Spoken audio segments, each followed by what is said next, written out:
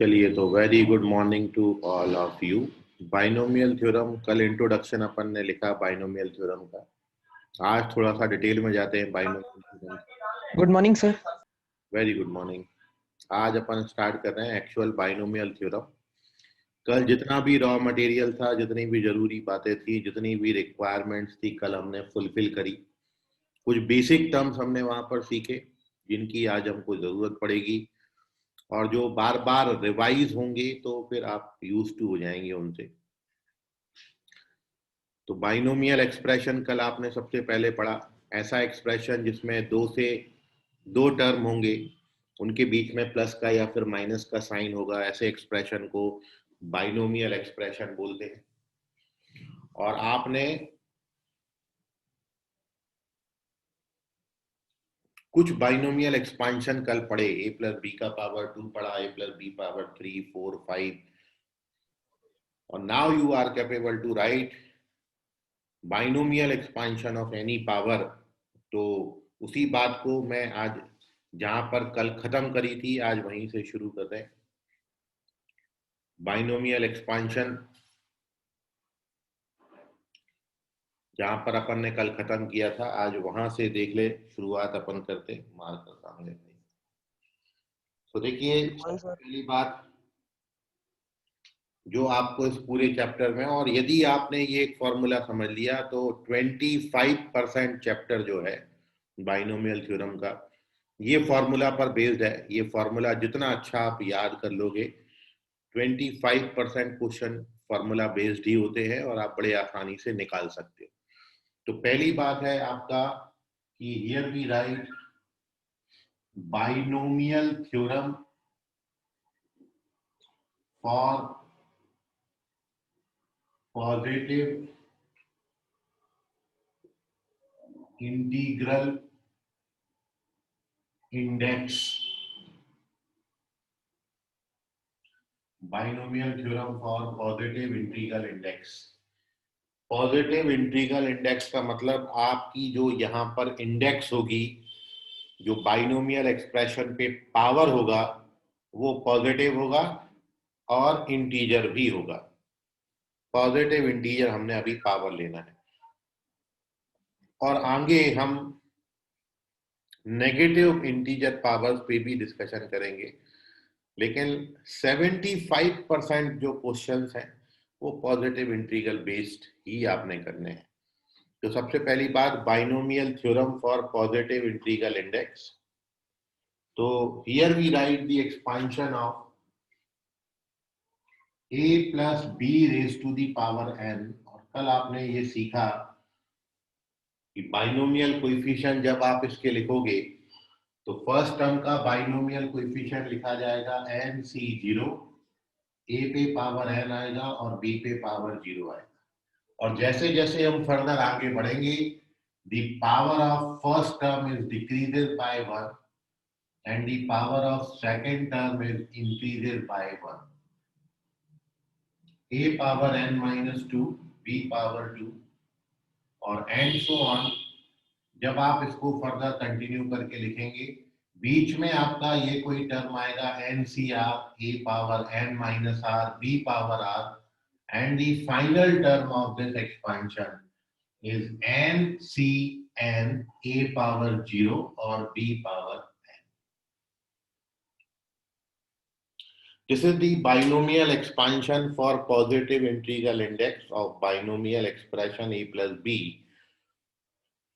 तो a plus B पे power आपका n का है। n यहाँ पर नेचुरल नंबर है, 2 का, 3 का, 4 का, 10 का, 100 का, 1000 का, लाख का, कितनी पावर आप यहाँ पे डाल सकते हो, वो सारे एक्सपांशन आप यहाँ पर लिख सकते हो। और अब आप इस एक्सपांशन में एक चीज बात ऑब्जर्व कर रहे हैं, और वो ये है कि यहां पर आप देखेंगे this is your first term, ये फर्स्ट टर्म है, ये सेकेंड टर्म है, ये थर्ड टर्म है। तो ये वाला जो टर्म होगा ये r प्लस 1th टर्म होगा, क्योंकि जो भी सफिक्स आ रहा है टर्म की पोजीशन उससे एक ज्यादा है। यदि मैंने 0 लिखा है तो फर्स्ट टर्म, 1 लिखा है तो सेकेंड टर्म, 2 लिखा है तो थर्ड टर्म, 3 लिखेंगे तो फोर्थ टर्म आएगा। तो ऐसे ही r लिखोगे तो टर्म कौन सा होगा, r प्लस 1th टर्म। ये बात बहुत इंपॉर्टेंट है और इस टर्म को हम इस एक्सपांशन के लिए जनरल टर्म बोलेंगे। मतलब if we have to write the general of binomial expansion, तो जनरल टर्म हम लिखते हैं r प्लस 1th टर्म। और जनरल टर्म की वैल्यू क्या होगी, तो जनरल टर्म की वैल्यू होती है NCR, the power of first term is n minus r and the power of second term is r। हमेशा फर्स्ट टर्म पे पावर इन दोनों को सब्ट्रैक्ट करके लगाया जाता है, n माइनस r, और सेकंड टर्म पे पावर आती है r की। This is your general term or r plus 1th term of this expansion, and with the help of this term we get all the terms. When we put r equals to 0, यदि आप r की जगह पर 0 डालेंगे तो आपको first term मिल जाएगा, और जो फर्स्ट टर्म की वैल्यू आएगी वो आएगी NC0 a power n b power 0। देखो ये मिल गया। तो with the help of this term we get all the terms of our binomial expansion and therefore this term is called the general term। ये इस expansion का general term है, ठीक है। सो याद रखें, यदि मैं आपसे 10th टर्म पूछता हूं, if you have to calculate the value of T10, तो T10 को आप T9 प्लस 1 लिखेंगे, मतलब R का वैल्यू 9 लेंगे, तो यहां पर R 9 लिया जाएगा। ये याद रखना है, जो भी टर्म लिखा जाएगा, जो भी टर्म आपने निकालना है, सफिक्स उससे एक कम आता है। If you have to calculate the 100th term, 100वां टर्म आपको निकालना है, तो यहाँ पर NC99 लिखेंगे, एक कम आता है, ठीक है। So this is your general term of this expansion, and now in terms of this general term this expansion can be written. यदि मैं इतने सारे टर्म्स लिखने के बजाय this expansion can be written. So now a plus b raised to the power n can be written r from 0 to n। ये आपका general term है, और अब मैं इसमें इस जनरल टर्म के टर्म्स में ये सारे टर्म्स को मैं अब ऐसा लिख देता हूं, NCR a power n minus r और b power r। So we get all the terms of this expansion। तो ये पूरी सीरीज को अब मैं ऐसा लिख सकता हूं, ये आपका जनरल टर्म है कि नहीं। मतलब आप इसकी जगह TR प्लस 1 लिखो, और जब R का वैल्यू 0 से n तक डालोगे तो ये क्या बन जाएगा, T1 plus T2 plus T3 plus plus plus Tn, मतलब ये। तो आगे से इतना बड़ा एक्सपांशन ना लिखने के बजाय मैं उसकी जगह पर ये लिखूंगा। अब इसमें NCR का वैल्यू कैसे कैलकुलेट करते हैं, तो मैंने कल आपको बताया था कि where NCR की वैल्यू क्या होती है। So NCR is equals to n factorial upon r factorial, इन दोनों का फैक्टोरियल, और into n minus r factorial. कल आपको ये बताया था, जैसे tan C3 है तो tan C3 के लिए क्या बताया था, tan फैक्टोरियल अपॉन 3 फैक्टोरियल और tan माइनस 3 फैक्टोरियल, मतलब 7 फैक्टोरियल। तो NCR का वैल्यू ये होता है, इसको आपने याद रखना है। और दी नेक्स्ट थिंग इज दिस, कि ये जो सफिक्स आपका R है, ये R पे रिस्ट्रिक्शन ये है कि R आपका हमेशा 0 और n के बीच में होगा। ये R की वैल्यू कभी भी नेगेटिव नहीं हो सकती, क्योंकि R क्या डिनोट करता है, C फॉर सिलेक्शन है, और R कितने ऑब्जेक्ट सिलेक्ट करने हैं उसको डिनोट करता है। यदि मेरे को 10 में से 2 ऑब्जेक्ट सिलेक्ट करना है तो मैं उसको tan C2 लिखूंगा। तो जो नंबर ऑफ ऑब्जेक्ट्स आपके सिलेक्शन के हैं वो कभी नेगेटिव नहीं हो सकते। मैं कभी आपसे नहीं बोलूंगा कि 10 में से -2 ऑब्जेक्ट सिलेक्ट करो। तो इसलिए R की वैल्यू आपकी कोई होल नंबर होगी, और कभी भी ये R का वैल्यू इस n से ज्यादा नहीं हो सकता। यदि मैंने आपको 10 ऑब्जेक्ट दिए हैं तो मैं कभी आपसे नहीं पूछूंगा कि 10 में से 12 ऑब्जेक्ट सिलेक्ट करो। 10 में से मैक्सिमम आप कितने ऑब्जेक्ट सिलेक्ट कर सकते हो, 10। इसलिए ये जो R का रेंज है ये हमेशा 0 से n के बीच में होता है। R always lies between 0 to n. So this is your binomial expansion. कल आपको मैंने इस पर बात खत्म करी थी, आज मैंने उसी से ये वाला जो बीच वाला टर्म बनाया है इसको हमने जनरल टर्म बोला. इसी जनरल टर्म्स के टर्म्स में मैंने इस एक्सपांशन को लिख दिया. Now this expansion can also be written by this formula, by this formula, where the value of NCR is this and R पे restriction है, R हमेशा 0 से लेके n तक लाई करेगा. और अब इससे रिलेटेड कुछ हमारे ऑब्जर्वेशन है वो मैं यहाँ पर लिखा देता हूँ, तो पहले इसका स्क्रीनशॉट ले लीजिए. Now moving on to its properties. इस एक्सपांशन में जो जो बातें कल आपने ऑब्जर्व करी थी वो सारी बातें अब हम एक बार यहाँ पर लिख लेते हैं. So moving on to our next page, which is the properties of binomial expansion of a plus b raised to the power n. Page number 2.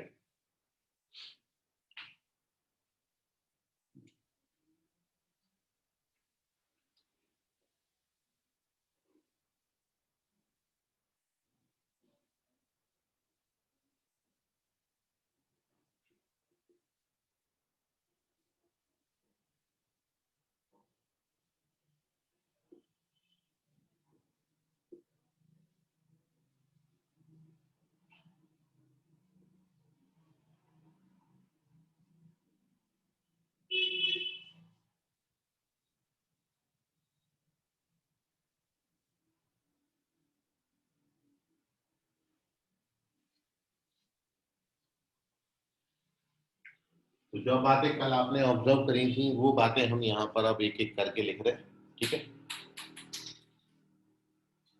Heading डालिए इसमें, ये वाली properties of binomial expansion of a plus b raised to the power n.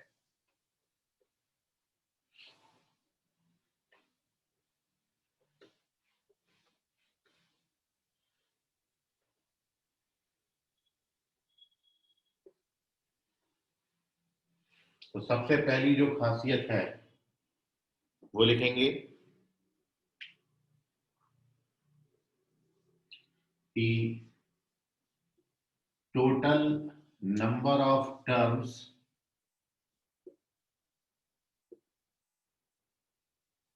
in expansion of a plus b raised to the power n is n plus 1.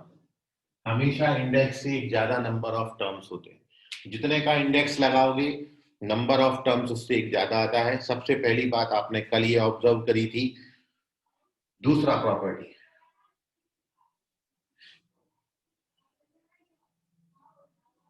in every successive term of expansion of a plus b raised to the power n, the power of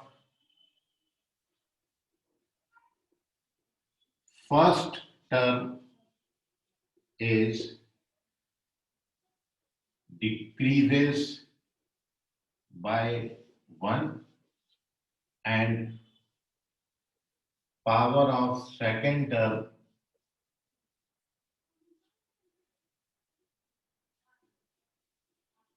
is increases by 1.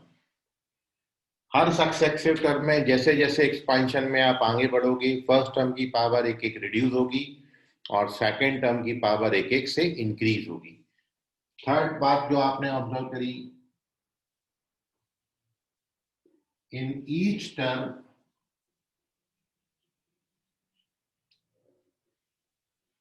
sum of powers of first and second term is always equal to the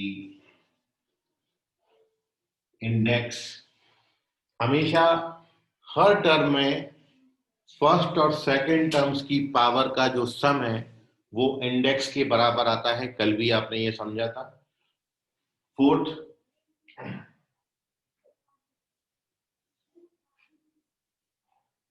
NC0, NC1, NC2 and so on, they are called binomial coefficients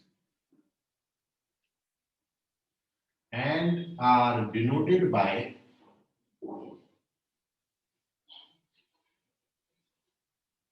C0, C1, C2 and so on respectively।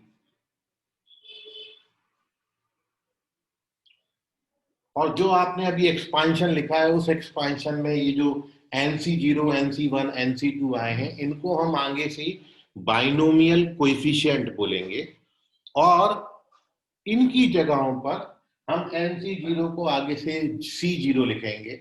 ऊपर वाला n mention करने की जरूरत नहीं है, मतलब ये इसका भी एक शॉर्ट वर्जन है।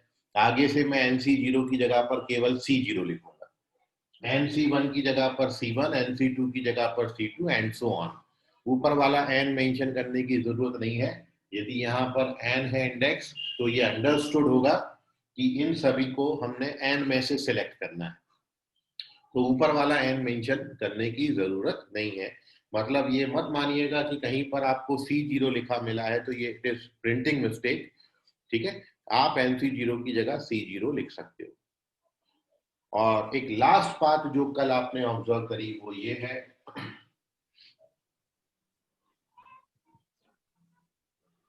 Binomial coefficient of equidistance terms are equal. तो जैसा कल आपने एक्सपांशन में देखा था, फर्स्ट और लास्ट टर्म का कोएफिशिएंट सेम है, सेकंड और सेकंड लास्ट टर्म का कोएफिशिएंट सेम है, थर्ड और थर्ड लास्ट का कोएफिशिएंट बिल्कुल सेम है। तो इसलिए binomial coefficient of equidistance terms जो है वो बिल्कुल सेम आते हैं। इसका मतलब ये हुआ, दैट मीन्स कि आपका NC0 NCn के बराबर होगा, फिर NC1 NCn-1 के बराबर होगा एंड सो ऑन। या इन सारी बातों को अपन आगे से क्या लिखेंगे, NCr बराबर NCn-r। ये भी बात आपको कल एक्सप्लेन कर दी थी मैंने कि जैसे मेरे को यदि tan C9 का वैल्यू कैलकुलेट करना होगा, तो in place of finding the value of tan C9, we find the value of tan C1, और tan C1 का वैल्यू 10 होता है, तो tan C9 की वैल्यू भी 10 हो जाएगी, क्योंकि tan C1 सेकंड टर्म का कोएफिशिएंट है और tan C9 second last term का कोएफिशिएंट है, and both are equal. So in place of finding the value of tan C9, we find the value of tan C1. So ये वो concept है, NCr is equals to NCn-r होता है। ये denote करता है कि शुरू से और लास्ट से बाइनोमियल कोएफिशिएंट बिल्कुल सेम आते हैं। So these are the some properties, these are the some observations जो कल आपने देखे थे, उनको हमने एक बार कॉपी कर लिया। आप भी एक स्क्रीनशॉट इसका ले लीजिए। कोई डाउट है इतनी बात में तो आपको पूछ लीजिए। और अब अपन बढ़ते हैं कुछ और इंपॉर्टेंट एक्सपांशंस की तरफ, जो कि हम a plus B raise to the power n की हेल्प से ही फाइंड कर सकते हैं। उनमें ही थोड़ा बहुत चेंज कर करके हम कुछ नए एक्सपांशन आपको बना रहे हैं। सो अगली बात हमारी ये है, सम इंपॉर्टेंट एक्सपांशंस। नेक्स्ट हेडिंग डालिए।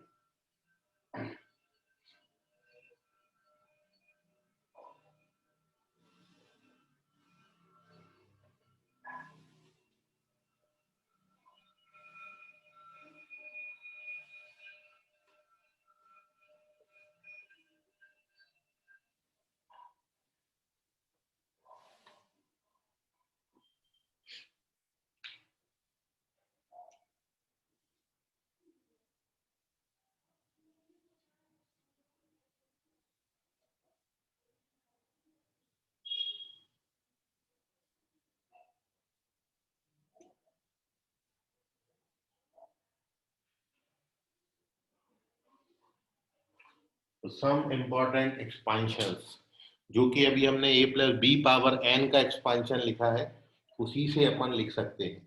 तो सबसे पहला जो इसमें एक्सपांशन अपन लिख रहे हैं, it is the expansion of a minus B raise to the power n।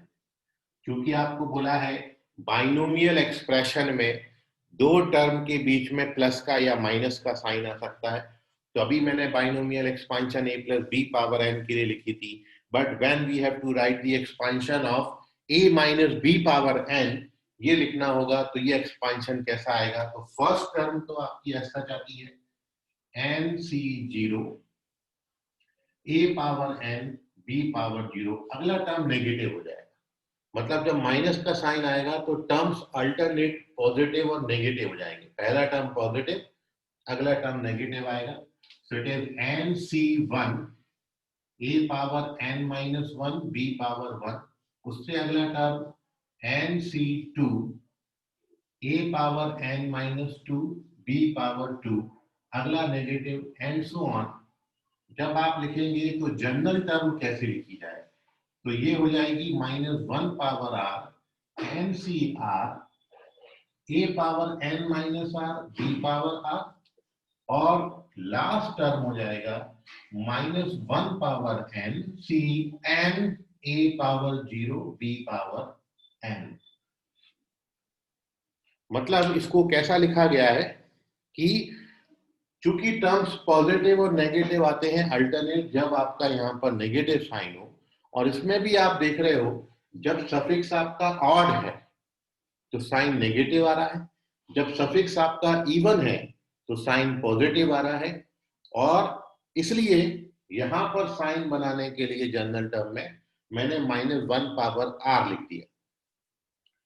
अब यदि आर को आप इवन लोगे तो ये अपने आप पॉजिटिव साइन बना देगा, और आर को यदि आप ऑड लेंगे तो ये अपने आप नेगेटिव साइन बना देगा।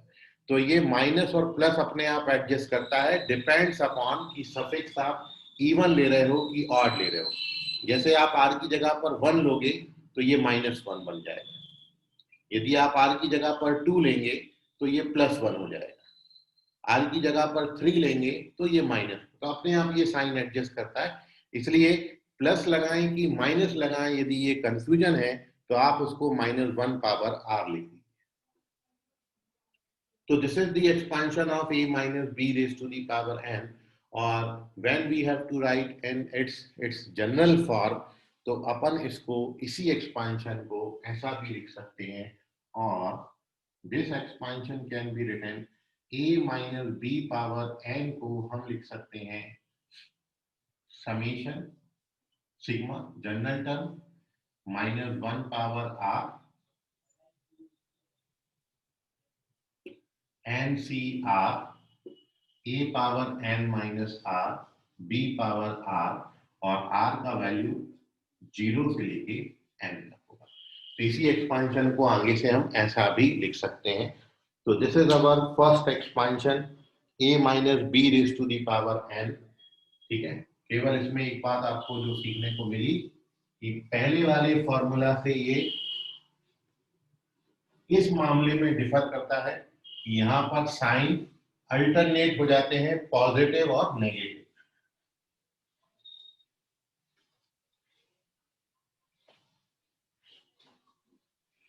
तो सम इंपॉर्टेंट एक्सपांशन में अगला जो एक्सपांशन अपना है वो है दूसरा, the expansion of one plus X raise to the power n। मतलब मैं पहले टर्म को वन से रिप्लेस कर दिया और दूसरे टर्म को x से रिप्लेस कर दिया। तो अब देखिए ये एक्सपांशन आपको कैसा दिखेगा। तो आप क्या लिखते हो? एक्सपांशन हमेशा कोएफिशिएंट सबसे पहले लिखा जाता है, तो क्या लिखते हैं? कोएफिशिएंट एन सी जीरो, फिर आएगा वन पे पावर n, अब वन पे तो कोई भी पावर लगाओ वन ही होती है, और फिर आती है x पावर जीरो।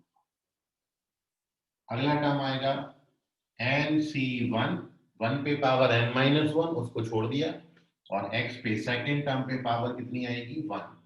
फिर एन सी टू, x पे पावर कितना आएगा? टू। जनरल टर्म लिखोगे तो एन सी आर एक्स पे पावर आर, और फाइनल टर्म लिखोगे तो N C N x power N. मतलब फर्स्ट टर्म को वन से रिप्लेस कर दो, ए की जगह पर वन लिख दो और बी की जगह पर एक्स लिख दो, तो आपको ये एक्सपेंशन मिल जाएगा।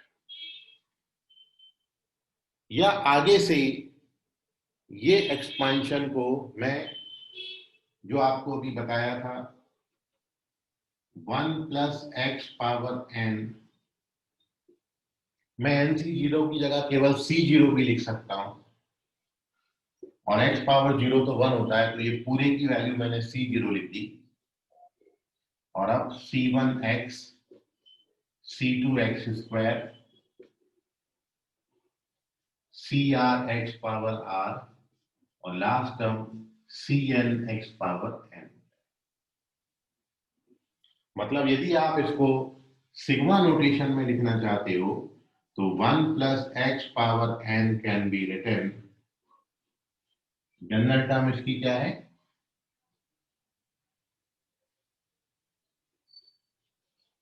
C R x power are, और आर का वैल्यू है फ्रॉम जीरो टू एन। इतनी पूरी बात को मैं इतना सा भी लिख सकता हूँ।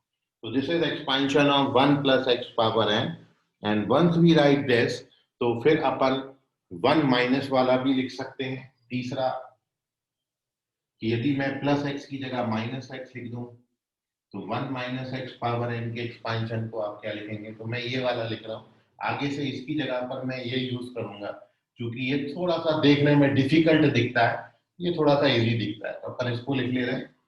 तो इन दोनों में फर्क क्या है, यदि मैं प्लस की जगह माइनस लेता हूं तो बस साइन जो है वो अल्टरनेट पॉजिटिव और नेगेटिव, और कोई फर्क नहीं आता, एक्सपांशन के टर्म्स बिल्कुल सेम आते हैं। तो पहला टर्म क्या बनेगा, सी जीरो, फिर आएगा सी वन एक्स, फिर आएगा सी टू एक्स पावर टू, फिर आएगा जनरल टर्म, उसमें अपन क्या लिखेंगे, माइनस वन पावर आर लिख देते हैं, और जब आप लास्ट टर्म लिखेंगे तो माइनस वन पावर एन लिख देते हैं। सो बस एक बात ये यहाँ पर इंक्लूड हो गई, बाकी सब बिल्कुल सेम है। या आप इसको जनरलाइज्ड वे में जनरल टर्म के टर्म्स में लिखेंगे, सो और this can be written one minus x power n को अपन summation minus one power r C are x power r from zero to n, ऐसा भी लिख सकते हैं। So this is the expansion of one minus x raise to the power n. Screenshot ले लीजिए, कोई डाउट है इतनी बात में तो पूछ लीजिए। अपन ये फॉर्मूले इतनी बार लिखेंगे कि ये अपने आप आपको लर्न हो जाएगा, कहीं कोई दिक्कत आपको नहीं जाएगी। अब एक और इम्पोर्टेंट बात अपन कर रहे हैं,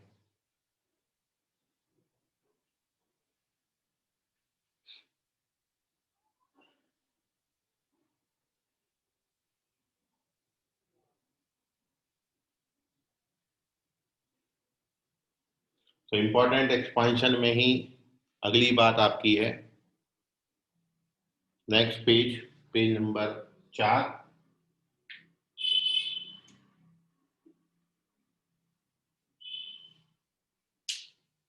और fourth expansion.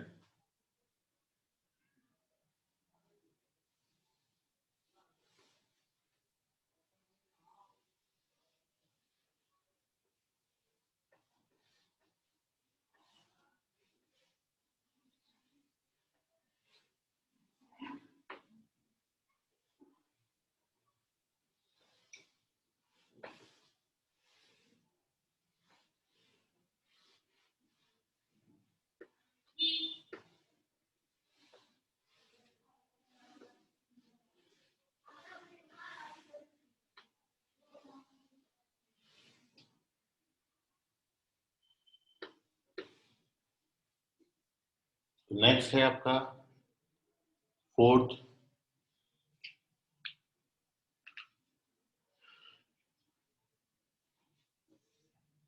A plus B power n plus a minus B power n. जो आपने दो एक्सपांशन पढ़े a plus B power n का और a minus B power n का, यदि आप इन दोनों एक्सपांशंस को ऐड करते हो तो after addition you will get, इसके लिए आपको क्या मिलेगा, तो ये आपको देता है twice of N C zero A power N B power zero.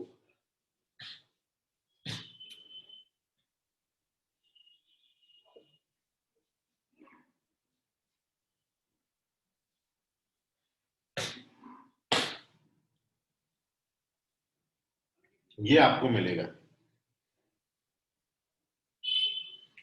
तो आप देख रहे हो कि इसमें कैसे आया, बड़ा इजी था ये भी। दोनों के एक्सपांशन, यदि इस फॉर्मूला को आपने वेरीफाई करना है सो आप यहाँ पर a plus B power n का एक्सपांशन लिख लीजिए। The expansion of a plus B raise to the power n is n c zero a power n b power zero, फिर n c one a power n minus one b power one, n c two a power n minus two b power two, and so on.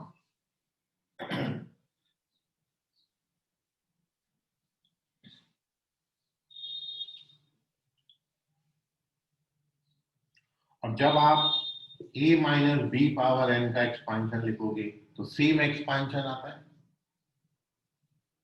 बस sign alternate positive और negative हो जाते हैं।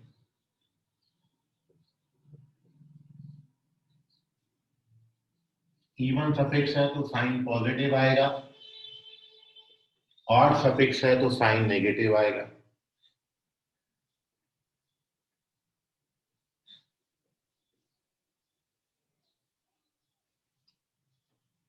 ये इसका expansion है। अब जब आप इन दोनों एक्सपांशंस को ऐड करोगे, ये ऊपर ऐड किया हुआ है, when we add these two,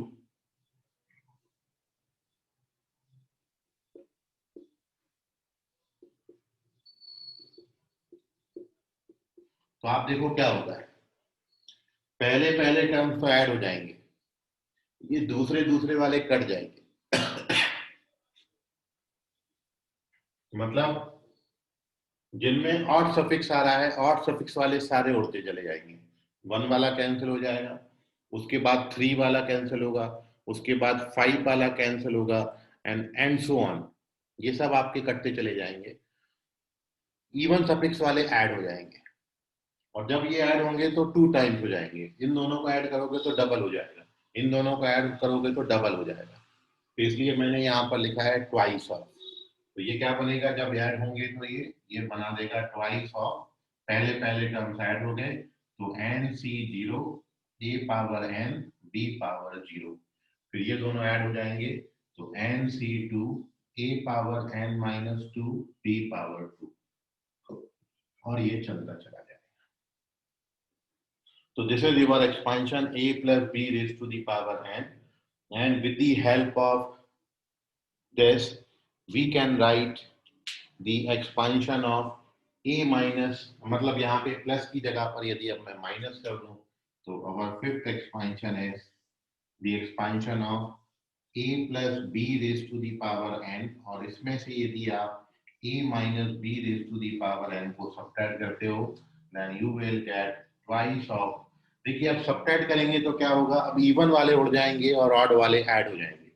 यदि ये पहली इक्वेशन में से दूसरी इक्वेशन को आप सब्ट्रैक्ट करते हो तो इवन वाले सारे कैंसिल हो जाएंगे, ऑड वाले ऐड हो जाएंगे और डबल बना देंगे। तो यहाँ पर ट्वाइस ऑफ क्या बनेगा, एन सी वन ए power N minus one B power one, फिर आएगा n C a power N minus three b power three, and so on. So this is your fifth expansion, the expansion of a plus b power n minus a minus B power n। Note कर लीजिए ये page को। Sir हाँ बोलो। Sir वो a minus B के पूरे sign change हो जाएंगे ना फिर उसमें। हेलो,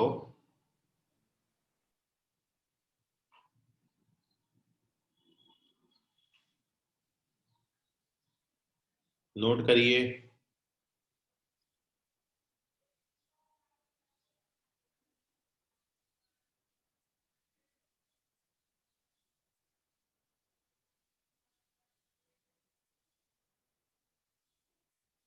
इसको, और अब मैं इसके बाद एक बहुत इंपॉर्टेंट कंसेप्ट इसका डिस्कस कर रहा हूं, तो ध्यान से समझिएगा। सो अभी आपने आज जो अभी तक पढ़ा वो binomial theorem for positive integral index, ये अपना पहला हेडिंग था आज का। उसके बाद हमने प्रॉपर्टीज पढ़ी हैं बाइनोमियल एक्सपांशन की, दूसरा हेडिंग। तीसरे हेडिंग में हमने कुछ सम इम्पॉर्टेंट एक्सपांशन लिखे, तो कुछ 5 एक्सपांशन मैंने आपको यहाँ पर बताए हैं। सम इम्पॉर्टेंट एक्सपांशन में a minus B power n लिखा आपने, 1 प्लस एक्स पावर n लिखा, 1 माइनस एक्स पावर n लिखा, फिर इन दोनों को ऐड करके और इन दोनों को सबट्रैक्ट करके ये टोटल 5। तो टोटल 3 हेडिंग अभी तक हमने डिस्कस करी है।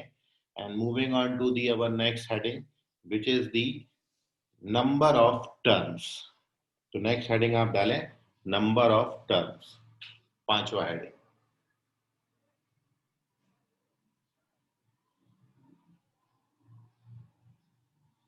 3 टर्म वाला भी होता है, n टर्म्स वाला भी होता है। मतलब बेस में यदि 3 टर्म्स आएंगे तो उसको ट्राइनोमियल, 2 आए तो उसको बाइनोमियल बोलते हैं, 3 आएंगे तो उसको ट्राइनोमियल बोलेंगे, और 3 से ज्यादा टर्म आते हैं तो उसको मल्टीनोमियल बोलते हैं। तो वो भी होता है। Moving on to the next, page number 5।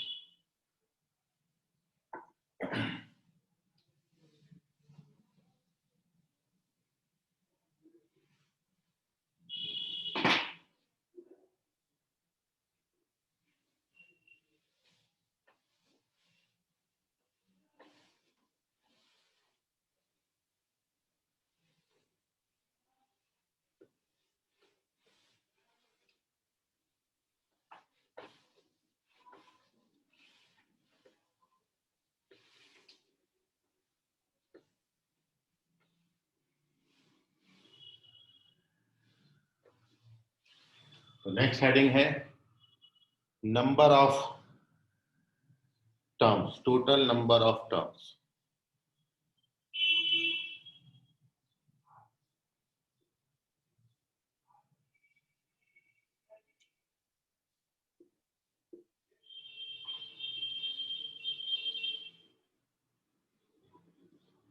Total number of terms. अब देखिए यहां पर हमने एक हेडिंग बनाया है, और वो ये है कि यहां पर मैं एक्सपांशन आपको लिख रहा हूं,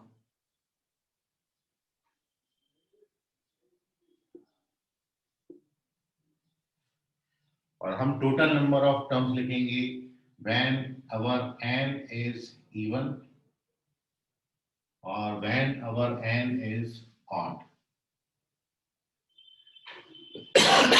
n से मतलब है इंडेक्स, n मतलब इंडेक्स।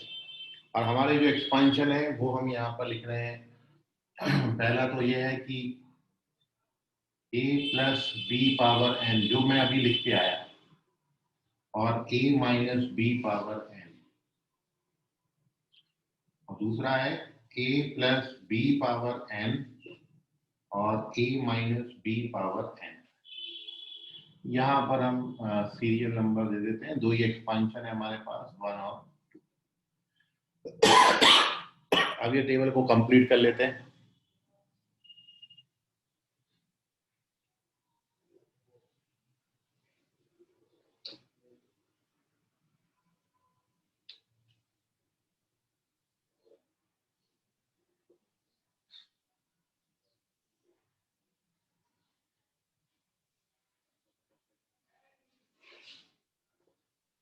तो दिस इज अवर टेबल। तो अभी जो आपने बात इसके पहले देखी कि जब मैंने a plus B power n और a minus B power n को ऐड और सब्ट्रैक्ट किया, चौथा और पांचवा, इसकी पहली जो हेडिंग थी उस पहली हेडिंग में सम इम्पोर्टेंट एक्सपांशन वाली हेडिंग, और वो सम इम्पोर्टेंट एक्सपांशन इस हेडिंग में जो चौथा और पांचवा रिजल्ट आपने लिखा है, जिसमें आपने लिखा है a plus B power n plus a minus B power n, तो इसको बराबर में आपने लिखा ट्वाइस ऑफ n तो क्या लगता है twice of n c 0 a power n b power 0 फिर plus n c 2 a power n minus 2 b power 2 and so on. अब वो एंड सो ऑन वो टोटल कितने टर्म्स बनाएगा, मतलब आपने ये जो एक्सपांशन लिखा था कि जब मैंने आपको बताया था कि a plus B power n और a minus B power n, इन दोनों को जब आप ऐड करोगे तो ये ऐड होके twice of n c 0 a power n b power 0 n c 1 a power n c 2 a power n minus 2 b power 2, और ये डैश डैश करके छोड़ दिया था। तो अब ये डैश डैश करके जो छोड़ा है इसमें नंबर ऑफ टर्म्स कितने आएंगे, कितने टर्म्स बनेंगे, वो बात पे मैं डिस्कशन कर रहा हूं।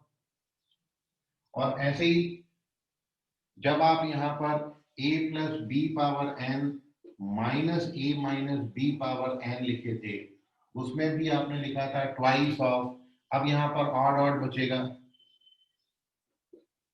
nc3 a power n minus 3 b power 3 and so on, इसको भी डाइजेस्ट करके छोड़ दिया।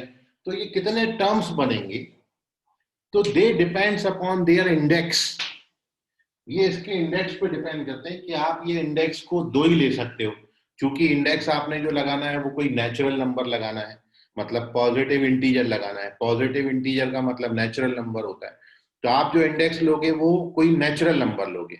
अब वो नेचुरल नंबर दो कैटेगरी में डिवाइडेड है, इवन नेचुरल नंबर और ऑड नेचुरल नंबर, मतलब आपका इंडेक्स या तो इवन नंबर होगा या फिर ऑड होगा। इसलिए मैंने यहाँ पे इवन और ऑड, मतलब जितनी मैक्सिमम पॉसिबिलिटीज हैं सारी मैं डिस्कस कर रहा हूँ कि जब यहाँ पर इंडेक्स मेरा 2 होगा, 4 होगा, 6 होगा, 8 होगा, 10 होगा, 12 होगा, मतलब इवन होगा, तो फिर ये कितने टर्म्स बनेंगे।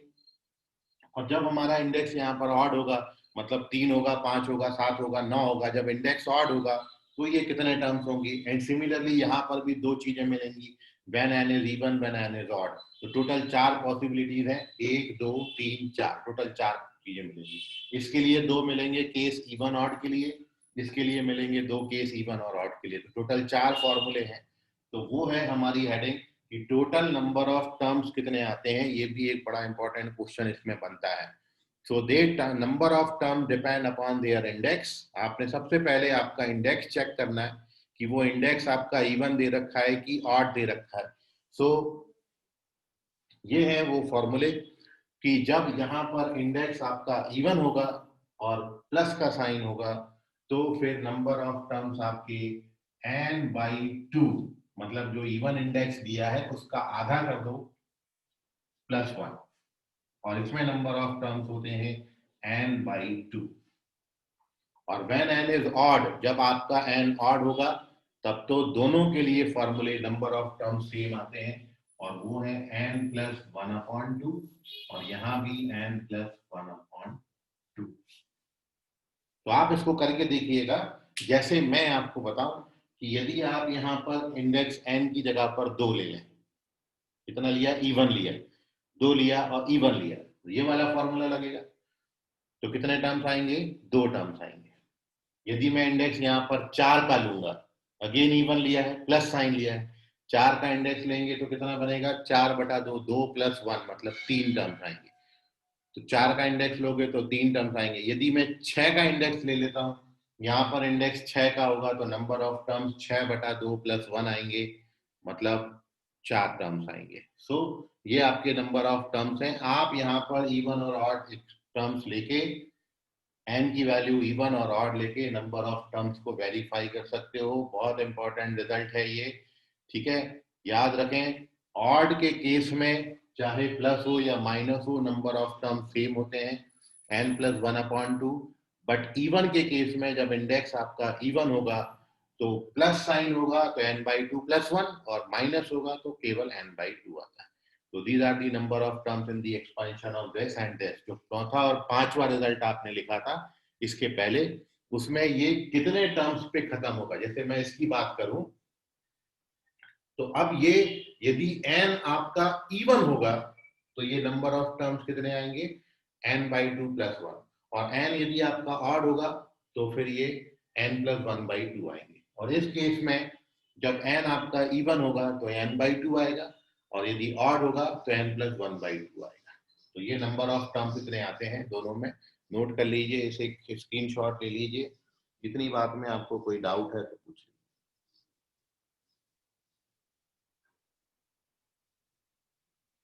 आप कितना समझे इस बात को, एक क्वेश्चन के थ्रू हम डिस्कस कर रहे हैं। So now here we discuss one question, उसका आंसर आप करिएगा। जितनी बातें अभी तक हमने पढ़ी उस पर बेस मैं आपको एक क्वेश्चन पूछ रहा हूँ। So our next page number 6,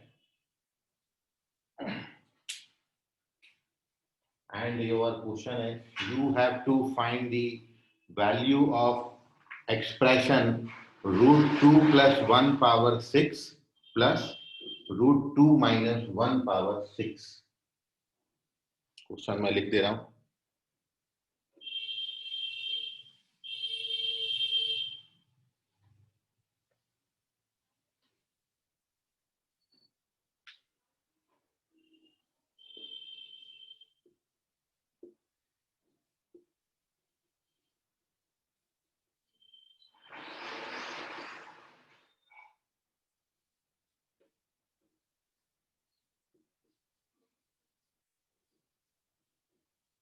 इसका वैल्यू कितना है?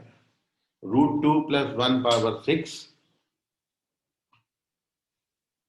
plus √2 - 1 power 6। Calculate the value।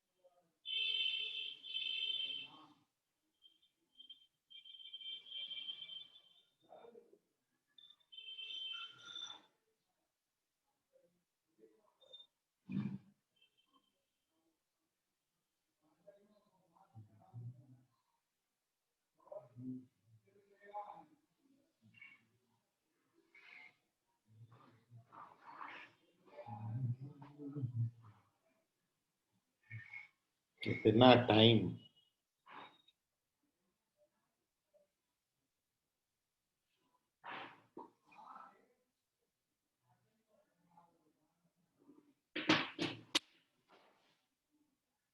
वाह, किसी का भी नहीं आ रहा। चलो देख लो अब आप इसको।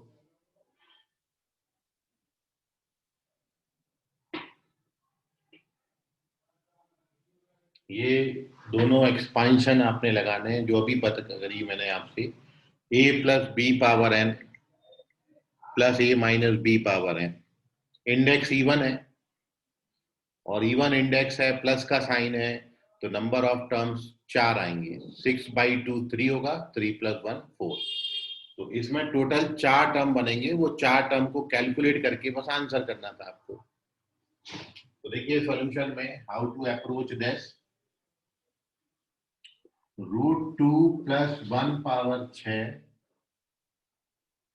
प्लस √2 माइनस 1 पावर 6, इसका वैल्यू होगा ट्वाइस ऑफ, कितने टर्म बनेंगे 4, और पहला टर्म आपका क्या आएगा 6c0, फर्स्ट टर्म पे पावर 6, सेकेंड टर्म पे तो पावर कुछ भी लगाओ 1 ही आएगा।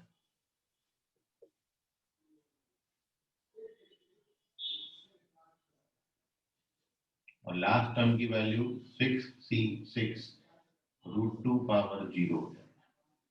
अब आप इसको जब कैलकुलेट करेंगे तो इसकी वैल्यू 1 होती है, 2 पावर 3 बनेगा 8, 62 का वैल्यू 15 होता है, और √2 पावर 4 4 आएगा, 64 का वैल्यू भी 15 होता है, ये 2 आएगा और ये 1 बनाएगा। तो now this gives you twice of 8 plus 1. This is 198. 198 is the correct answer. Note कर लीजिए इसको, खत्म हो गया ये question. Take the screenshot of this. This is the utilization of these formulae. जो आपको बताया था कि अभी हमने इसके पहले तो बात करी कि कितने टर्म्स आएंगे, तो 4 ही टर्म्स आते हैं, 1 2 3 4। अब इसमें एक चीज आप पूछ सकते हैं कि इसकी वैल्यू फाइंड करो, तो वैल्यू आप इस तरीके से फाइंड आउट कर सकते हो कि जब आप ऐड करोगे तो इवन सफिक्स बचेगा, 6 से स्टार्ट होगा, 60 आएगा, फिर 62 आएगा, 64 आएगा और 66 पे खत्म हो जाएगा। और ये वैल्यूज कैसे कैलकुलेट करेंगे, तो ये कल आपको बता दिया था भाई, सफिक्स 0 होगा तो वैल्यू 1 आती है, तो 60 की वैल्यू तो 1 है, 60 तो 1 आता है।